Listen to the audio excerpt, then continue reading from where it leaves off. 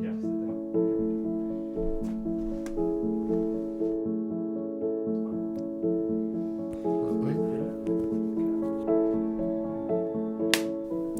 Because the church is all over the city, we get to see things. We get to see the elderly, we get to see the young, we get to see those people who are hurting.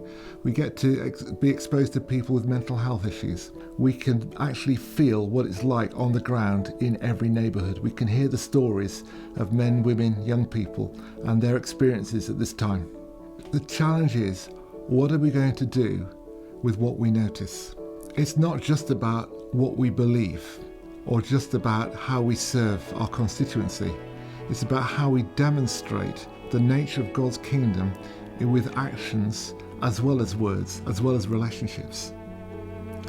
We are privileged in having perhaps the biggest network of men and women who are motivated not just by ideals but by the living presence of God's Spirit in their hearts and lives, to want to be those good neighbours, to serve communities in the way that Jesus both taught and modelled.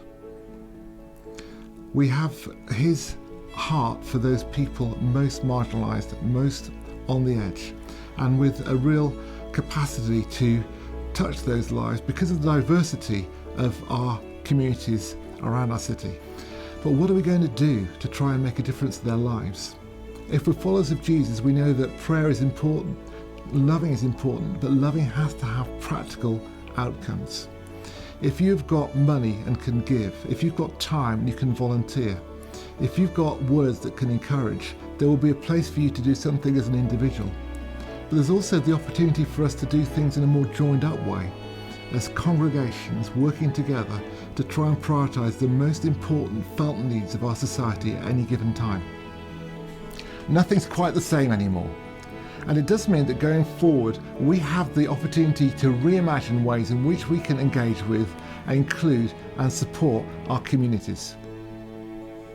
Together, we have a network of people who are all committed to making Bristol more like the Kingdom of God.